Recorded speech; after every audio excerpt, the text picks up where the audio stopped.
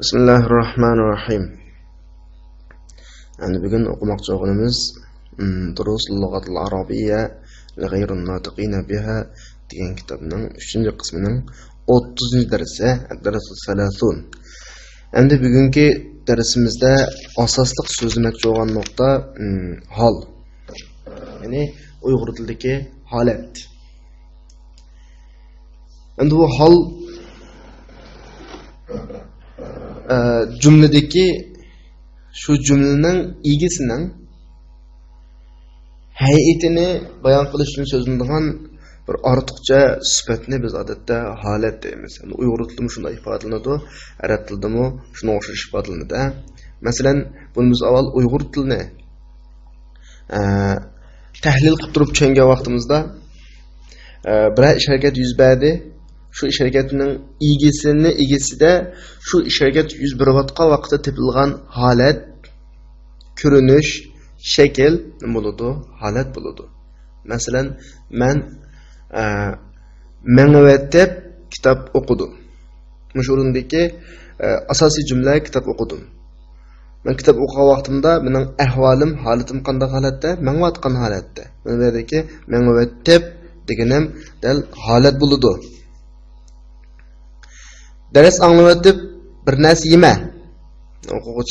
O'quvchiga ders anlayıp bir narsa yeme deb desa, bu cümledeki bir narsa yeme degani asosiy cümle, ders anlayıp degani yani buludu, holat buludu. Mana shunga o'xshash. Ondan boshqa men piyoda holatda maktabga keldim yoki maktabga piyoda keldim. Ji'tu ilal madrasa mashiyan. Yoki men maktabga mashinada keldim. Ji'tu ilal madrasa rakiban. U uydan yig'ilgan pati chiqib ketdi. Kharaja minal bayt bakiyan. Deganga o'xshagan jumlalardagi holatda qilgan pati, qilib etib, aytib etib, holda degan bilaklarning hammasi nima bo'ladi? Holat bo'ladi. Holat bo'ladi. Masalan, kitobda berilgan misollarni ko'rib baqirgan bo'lsak, ja'a Hamidun rakiban darajatahu desa, Hamid velosipedini mingan holda keldi. Yoki yana bir xil tarjima qilsak, Hamid velosipedini minib keldi. Mushurundagi minib, ya'ni arabchadagi rakiban degani nima bo'ladi? Holat bo'ladi. İştaraytu dajaja mazbuhatan. Men bo'g'izlangan holatdagi tug'uni sotib oldim. Men tug'uni bo'g'izlangan holat sotib oldim. Mushurundagi mazbuhatan. Buni bo'ladi, holat bo'ladi. Hada ustazuna daxil al-fasl. Bu bizning sinf ko'rayotgan holatdagi kishi bizning ustozimiz. O'shadagi daxilan al-fasldagi daxilan buni bo'ladi, holat bo'ladi. Endi shu hol kelib qolgan jumlalarda hol ifodalaydigan, hol qartilgan shaxs halning nimasi bo'ladi? Igisi bo'ladi. Arab tilida zulhal yoki sahibul hal deymiz. Uyg'ur tilida hal igisi yoki hallanuvchi deb tushunsak bo'ladi. Endi shu jumladagi grammatikalik o'rniga qarab turib, qanday narsalar hal igisi bo'ladi degan vaqtimizda tuvandagi bir necha xil bilak hal igisi bo'la oladi. Masalan, birisi fa'il hal igisi bo'la oladi. Masalan, bayatımki tüzgen cümlemizde ja'a Hamidun rakiban darajatahu. Hamid o'zining velosipedini mingan holatda keldi desek, o'shurundagi rakiban nim bo'ladi? Holat Hamidun uning egizi bo'ladi. Hamid ja'aning nimasi? Fa'ili. Ikkinchisi naib fa'il, ya'ni maf'ulu ma lam yusamma fa'iluhu. Bu mu nim bo'la oladi? Hal egisi bo'la oladi. Masalan, yukalu lahmu matbuhan. Go'sht degan pishirib yeyiladi desam, shundaki matbuhan go'shtning yeyilgan vaqtidagi holati bo'ladi. Buning egisi, yeyilgan, pishirilgan holatdagi degan holatning egisi nima bo'ldi? Lahm. Bu yerdagi lahma nima bo'ldi? Naib fa'il. Yoki duriba bakrun mashdudan. Bakri tınıp qo'yib urildi. Boshqalar tarafidan tınıp qolib uribdi, boshqalar tarafdan tınıp qo'yib tayoq yedi desa, o'shundagi mashdudan holat bakrun uning nimasi bo'ladi? Holatgisi bo'ladi. Yoki maf'ulun bi holatgisi bo'ladi. Masalan, ishtaraytul kitaba mujalladan. Men to'plam qilingan holdagi kitobni qanday qilib oldim? Sotib oldim. yoki xabarmi hal egisi bo'la oladi. Masalan, hadal hilalu talian. Mana bu osmon chiqayotgan oy. Ya'ni talian hozirgi biz ko'rsatmoqchi bo'lgan oyning nima bo'ladi? Holati bo'ladi. Yoki mubtada hal egisi bo'ladi. Dakhaltu alal mudir va indahu mudarrisuna jalisan. Mudirning qishiga kirdim, uning qishida bizning o'qituvchimiz turibdi, o'ltagan holda desa jalisan, yoki uning qishida bizning o'qituvchimiz o'ltiribdi desa jalisan nima bo'ladi? Holat egisi bo'ladi. Endi bu hal egisi degan nima? Qanaq tushunamiz desa, masalan, fa'ilning hal egisi bo'ladi degan gap shu fa'il ish harakatini qilayotgan vaqtda biz jumlada tilga olgan holat shuning holati bo'ladi. Maf'ulun bih hal egisi bo'ladi deganimiz maf'ulun bihning ustiga ish harakat tushayotgan vaqtda biz tilga olgan holat shu maf'ulun bihning shu vaqtdagi tushayotgan vaqtdagi holati bo'ladi. Naib fa'il desa ish harakat yuz berilayotgan vaqtida shu biz tilga olgan holat shu naib fa'ilning shu vaqtda uning ustiga yuz berayotgan holatdagi holati bo'ladi. Buni shunday tushunsak bo'ladi, ha? Ham demak, qayta bir takrorlatili, hal degan nima desa jumlada jumlaning igisi degani ya fa'il ya naib fa'il ya maf'ulun bih yoki xabar yoki mubtada qatorliq jumladagi igi bilakdanki shu ish harakat yuz berayotgan holatdagi hay'atini bayon qilinadigan ortiqcha bir sifat nima bo'ldi? Holat bo'ladi. Bayatdan undan boshqa halning igisini, ya'ni hallanğıcı yoki hal egisini biz tövandagidek 5 turga bo'lgan. Endi kelgan vaqtimizda halning asli o'lchami ma'rifa bo'ladi. Zulhalning asli o'lchami, sahibul halning, hal egisining asli o'lchami ma'rifa bo'ladi. Endi halning o'zi nakira bo'ladi. Bu asli qoida, aniq ismida bo'lsin. Holat nakir bo'lish kerak. Ammo zulhal, ya'ni hal egisi nima bo'lish kerak? Ma'rifa bo'lish kerak. Bu asli qoida. Ammo ba'zida jumlada ma'lum darajada shartli tepilib qolgan vaqtida hal egisi nakir bo'lib kelsa bo'ladi. Masalan, qanday shart bo'lsa, tönegidek 4 xil shart tepilgan vaqtda hal egisi nakir kelsa bo'ladi. Masalan, birinchisi holat hal egisining oldida kelsa. Masalan, ja'ani sa'ilan talibun desa, sa'ilan degani talibunning holati. Bu holat hal egisi bo'lgan talibunning oldidagiligi talibun deb nakir kelsin bo'laveradi. Ikkinchi xil ahvol hal egisi biroz sifatlansa yoki bir izofatlansa. Izofatlansa degani sifat kelish orqali yoki bir muzab kelish orqali buning mazmuni keng doiradan qanaqalansa xoslashtirilib, doirasi kichiklantirilsa, bu vaqtida holat egisi nakir bo'lsa-mu bo'laveradi. Masalan, ja'ani talibun muwazibun musta'dinan fil khuruj. Yoki ja'ani tabibu asnanin mustaftiya. Degandek, men ikki jumlada yuqoridagi ikki jumlada. Masalan, mening qishimga davomli uzluksiz o'qiydigan bir o'quvchi, tirishcha o'quvchi sirtqa chiqishga ruxsat so'rab kelibdi desa, mavrundagi musta'zilan talibunning holati. Talibun nakir asli hal egisi nakir bo'lmaydi, ammo muvazibu degan sifat bilan bu yerda bir xoslashtirilg'achqa har qanday xalqam bir o'quvchi emas, balki davomli tirishib o'qiydigan bir o'quvchining birisi, ruxsat so'rab kelibdi. Doir jihatda xoslashtirilgandan keyin bu nakir bo'lsa-mu hal egisi bo'laveradi. İkinci cümlede cani tabibu esnanin mustaftiye. Menden tish doktoru mesele so'rab kelibdi degan vaqtda tabib bu nekira, hal egisi mustaftiye mesele so'rab kelibdi degani holat. Ham nekirga holat o'z bo'lmaydi. Ya'ni hal egisi sahibul hal nekir bo'lsa bo'lmaydi. Ammo bu yerda tabibu aslan deb tabibu muzaf, aslan muzafilay shaklda muzafilay shaklda nim bo'lib kelgachga, xoslashtirilib kelgachga bu nim bo'ldi, nekir bo'lsa-mu bo'laveradi. Bu ikkinchi xil ahvol. Uchinchi xil ahvol hal egisining oldiga nafi yoki nahi yoki istifhom kelib qolsa, bu nakir bo'lsa bo'laveradi. Masalan, aja'al yawm ahadun mutaakhiran deb aja'al yawm deb keldi, shunga ahad nima bo'ldi bu yerda nakir bo'lsa-mu hal egisi bo'laveradi.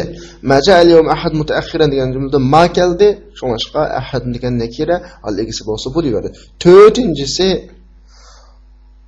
şu zulhaldan keyingi holat Vulan billi kelgan jumla qolgan vaqtda zulhal nekira bo'lib. Masalan, Qur'oni Karimdagi أو كالذي مر على قرية وهي خاوية على عروشها. مش هذا أورunda وهي خاوية على عروشها. Yani shundaq bir kishiga o'xshashki, bu kishi bir kanatdan qashni o'tdi, holbuki u kanat shu vaqtida qanday holatda edi, uning o'g'zilariga qanday qilib ketgan, tushib ketgan, yiqilib ketgan holatda edi. Misol o'rinda وهي خاوية على عروشها, yani butun bir jumla qariya degan bir so'zning nimasi? Holati, qariya nakira.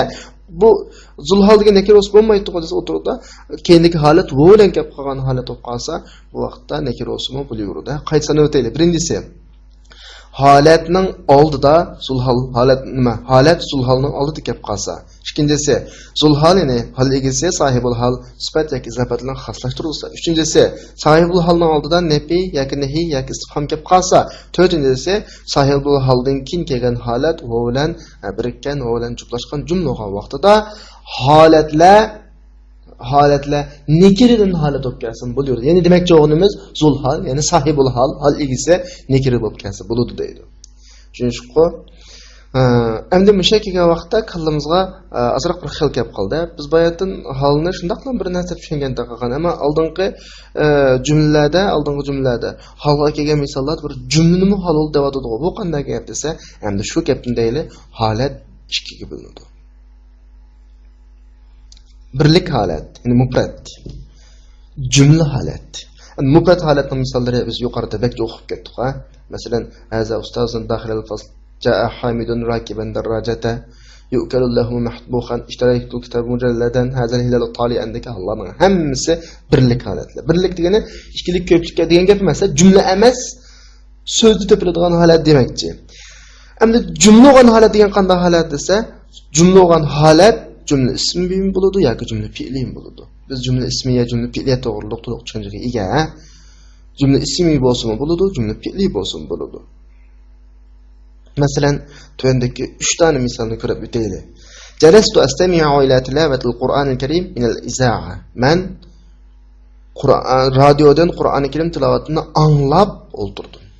O'shada jalastu odatdagi fe'l, keyindagi astami'u degan jumla fe'liyaning hammasi holat. Shunga bunun tarjimasini anglab o'tirdim. Anglagan holda o'tirdim. Ikkinchi misol. Iltahaqtu bil jami'a wa qad takharraja akhi. Men qarindishim bittaga vaqt turib bo'lgan chaqda universitetga qana qildim, kirdim. O'sha o'rinda va qad takharraja akhi buning bo'ladi, holat bo'ladi. Hafizul Qur'ana va ana sag'ir. Al bayatning jumla fi'liyaniki o'tgan zaman shakli. O'tgan zaman kelgan vaqt oldi qat ekilishini unutmanglar. Hafizul Qur'ana va ana sag'ir desa, men Qur'oni Karimni kichik holatimda, kichik vaqtimda yod oldim desa, va ana sag'ir buning holati bo'ladi. Bu jumla ismiya. Ja'al jarih damuhu yatafadda. Yarda qani eqiyotgan holat holda qanday qildi keldi. Mush jumladagi yuqoridagi 3 jumlaning hammasiga oxiridagi jumlaning hammasi holat jumla bo'ladi. Demak, holat birlik holat, jumla holat deb ikkiga bo'linadi ekan. Jumla holat, jumla ismiya holat bo'lsin bo'ladi, jumla fi'liya holat bo'lsin bo'ladi. Endi har qanday bir jumlani holat qo'llanib desa, unda emas. Holat qilmoqchi bo'lgan jumlaning sharti bor. Unda o'z qanday sharti bor? Tuvandagidek asosiy cho'ng 3 xil sharti bor. Birinchisi, cho'qqum hal bo'lmoqchi bo'lgan jumla xabariya jumla bo'lishi kerak. Endi jumla odatda inshoiya, xabariya deb ikkiga bo'linadi. Inshoiya, xabariya deganimiz, xabariya degan hozircha sizlarning tushunchanglarga nisbatan mazi, mudori, jumla ismiya, jumla fi'liyalarning hammasi qanday jumlalar? Jumla xabariya bo'ladi. Jumla inshoiya deganimiz istifhom bo'lgan jumlalar, nahi, buyruq bel, bulusiz buyruq bel, nida qatorlarning hammasi inshoiya jumla bo'ladi. Demak, hol bo'lmoqchi bo'lgan jumla cho'qim biz bayatni tilga olgan insho jumla bo'lmasligi kerak. Birinchidan, ikkinchidan cho'qim bu jumla istiqbol alomati bilan boshlanmagan bo'lishi kerak. Masalan, sin, savfa degandek alomatlar bilan boshlanmagan bo'lishi kerak. Uchinchidan, shu jumlani sohibul holga bog'laydigan bir bog'liqlikni o'zi kelishi kerak. Ya'ni hol jumlada oldingi jumlaga bog'lanadigan bir dona bog'lovchi bo'lishi kerak. Bu bog'lovchi nimadan iborat? 3 xil bo'ladi. Birisi zimir, yoki vo, yoki bo'lmasa zimir bilan vo teng bog'laydi. Masalan, ja'u aba'ahum isha'an yabkun. Ular atlarının qashqa kechda yig'lab keldi desa, mushurunda yabkun degan jumlada mushu holat jumlaga oldidagi ja'u abaahum degi ja'un degidagi hum zimir, ya'ni wo zimirga bog'laydigan yabkun degidagi zimir va boshqa narsa yo'qqa bog'laydiganga. Ikkinchisi wo olanning misoliga kelsak, salat wasaltu ila Makka va shamsu taghrub. Men Makkaga yetib keldim, quyosh petayotgan holda desa, va shamsu taghrub degan holat jumlani ilgiriki wasaltu degi tu degan so'zul holga nim bog'laydi va shamsu taghrub degi wo bog'laydi. Yoki wo zimir bilan billa bog'laydigan jumla bo'lish kerak degani kharaju min diyarihim va hum ulub desa, va hum ulub degan jumla, ya'ni ular o'zlarining yurtlaridan ming-minglab ko'p son-sanoqsiz holda chiqdi desa, mushurunda va hum ulubdagi wo va humdagi hum har ikki desa, holat jumlani oldidagi so'l holga qanaqa qilib bog'laydi. Demak, qaytalasak, jumla holat bo'lish uchun tuandagi 3 xil shart-sharoit topilishi kerak. Birinchisi, bu jumla insho bo'lmagan xabariya bo'lishi kerak. Ikkinchisi, bu jumla kelgusi zamon belgilaridan boshlanmagan bo'lishi kerak. Yani başlangan bo'lmasligi kerak. Uchinchisi, shu jumlani oldidagi sohibul halga bog'laydigan ma'lum bir bog'lovchini o'ziga ham bo'lishi kerak. Endi bog'lovchi masalasiga kelsak, ya zamir o'zi yolg'iz bog'laydi, yoki wo bilan yolg'iz bog'laydi, yoki wo bilan zamir birga bog'laydi. Buning darsdagi asosli nuqtaliq grammatik shakllari shu. Agar bu tarafni tushunish bo'lgan bo'lsa, biz nima kelsak bo'ladi, tekst kelsak bo'ladi. Dialog. أول سلاجة ديالوج مرختم أخبري. الدرس الثلاثون. ما لك متعبا يا أحمد؟ سمعت رنين الجرس وأنا في غرفتي فجعت مسرعا فتعبت. أين سمير؟ ضاعت ساعته فخرج يبحث عنها. وأين ظهير وصديقاه؟ رأيتهم خارجين من المطعم. اقرأ الآيات يا أحمد. يقف أحمد. اقرأ جالسا. أحب أن أقرأ واقفا. يستعيذ ويبسمل. رب اغفر لي ولوالدي ولمن دخل بيتي مؤمنا وجاءوا آباءهم عشاء يبكون. ألم تر إلى الذين خرجوا من ديارهم وهم ألوف أيحب أحدهم أن يأكل لحم أخيه ميتا. اقرأ الحديث يا علي. عن أبي موسى الأشعري رضي الله عنه قال رسول الله صلى الله عليه وسلم إذا مرض العبد أو سافر كتب له مثل ما كان يعمل مقيما صحيحا. رواه البخاري. اقرأ البيت يا أبا بكر. حتى متى أنت في لهو وفي لعب والموت نحوك يهوي فاتها فاه. يرن الجرس ويخرج المدرس قائلا وفقكم الله والسلام عليكم ورحمة الله وبركاته. Hazır diyalogunu yuqorida biz so'zlagan darsdagi muhim nuqtaliq grammatiklarni tahlil qilgach tarjima qilamiz. Malaka mut'aban ya Ahmad. Nima bo'ldi sana? Charchab ketibsan-ku ya Ahmad. Men o'rindagi malaka mut'abanniki malakaning asli ma'nosi bo'lsa matasna. Ay shay'in hasala lak yoki sana nima ish bo'ldi? Mut'aban fi hali kawnika mut'aban. Yani sen charchab ketgan holatingni ko'ryapsan, sana bo'ldi mut'aban, nima bo'ladi? Uning holati bo'ladi. Sami'tu ranin al-jaras wa ana fi ghurfati faji'tu musri'an fata'ibtu. Man yatqimdu turib qo'ng'iroqning jiringlagan ovozini angladimda oldirgan holda keldim. Shunlashqa herib ketdim. Fata'ibtu kefa shunlashqa herib ketdim. Va mushjumildagi wa ana fi ghurfati bu bir holat. Musri'an bu bir holat. Ama ana fi ghurfati qanday holat? Jumla holat, musri'an qanday holat? So'z odatdagi yolg'iz so'z holat. Va ana fi ghurfatidagi bu holatni ilgiriki zulhalga bog'laydigan narsa nima bo'lsa, wo. Undan keyin anadagi ana damir. Ayna Samir? Samir qayada? Da'at sa'atuhu fa kharaja yabhasu anha. Soati yutib ketib, soatini izlab chiqib ketdi. Ma'runda yabhasu anha o'xshashla holat jumla. Va ayna Zuhair va sadiqahu? Zuhair bilan uning ishki do'stligini Ra'aytuhum kharijina min al-mat'am. Ularning oshxonadan chiqib ketayotganligini ko'rgandim. Ya'ni xorijin o'xshashlar nima bo'ldi? Holat bo'ldi, va yana bir shaydan degan gap desa, ra'aytuhum va hum fi hali kawnihim kharijin min al-mat'am. Ularni ko'rdim, ular shu vaqtda qanday holat edi? Oshxonadan chiqayotgan holat edi degandek tushunsak bo'ladi. Iqro'il ayat ya Ahmad. Ahmad oyatlarni o'qi. Yaqifu Ahmad. Ahmad o'rnidan turibdi. Iqro jalisan. O'ltirib o'qi. O'sha o'rindagi jalisan illa holat. Zabar o'qiladi. Uhibbu an aqra waqifan. Men o'rtirib o'qishni yaxshi ko'raman. Ya'ni o'rtirgan holda o'qishni deyki, waqifan illa holat. Yasta'iz va yubasmil. A'udhu billahi va bismillah deydi. Robbighfirli va li walidayya va liman dakhala bayti mu'minan. Oddiy tarjima qilib Parvardigorim, menga, ota-onamga va uyimga mu'min peti kirgan odamga mag'firat qilsin. Shu o'rindagi mu'minan degani bu holat. Mu'min holatda mu'min peti degan ma'noda. Waja'u aba'ahum 'ayshan yabkun. Ular kechda otasining qishig'a yig'ilgan peti keldi. Yabkun o'xshashlar holat bo'ladi. Alam tara ilal ladina kharaju min diyarihim wa hum uluf. Amma oyatda siz o'zlarining diyarlaridan ming-minglab, necha 10 minglab, uluf degani necha 10 minglab diyarlaridan chiqib ketayotgan kishilarni ko'rdingizmi? Ya'ni va hum uluf bu holat jumla bo'ladi.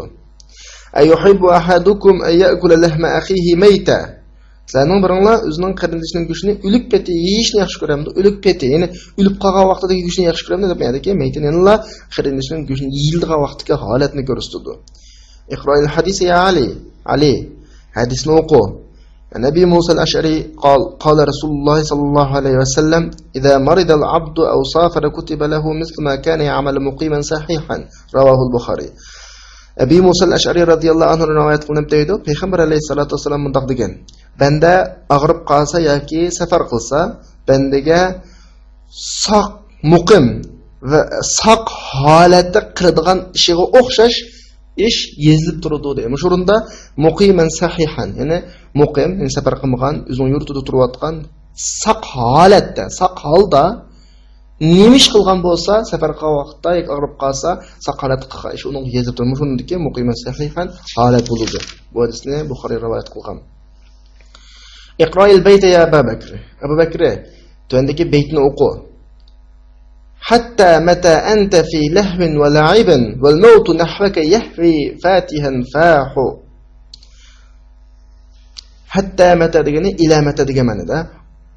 Ey, sen qachongacha o'yin tomoshaning ichida lahvin va la'ibin har ishkilasi o'yin tomosha degan ma'noda. Holbuki o'lim bo'lsa sen tarafga og'izni echib kelyotdi. Ya'ni yahvi asli tushyotdi, undan keyin ketyotdi degan ma'noda ikki xil ma'nosi bor. Endi mushu jumladagi val maut nahwaki yahvi fatihan fawdiyaning hammasi bir holat. Bu jumla holat deymiz. Mushu jumlaning ichida yana fatihan fav og'izni ochgan paytligini bir ayrim nima holat, ammo bu qanday holat? Birlik holatda. Ya'ni nol jaras va yaxrujul mudarris qaylar.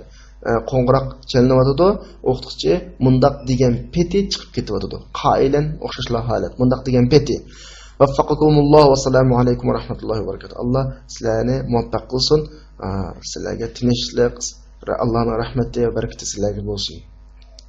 Endi bugun darsdagi grammatik nuqtalarni tushungan bo'lsanglar, undan keyin tekstning, dialogning mazmunini tushungan bo'lsanglar, tendagi kunuklarning ishlab grammatikalarni joyida o'zlashtiringlar. Tushunmagan tarafinglar bo'lsa, so'zsanglar bo'ladi. Va axiru da'vana alhamdulillahi robbil alamin.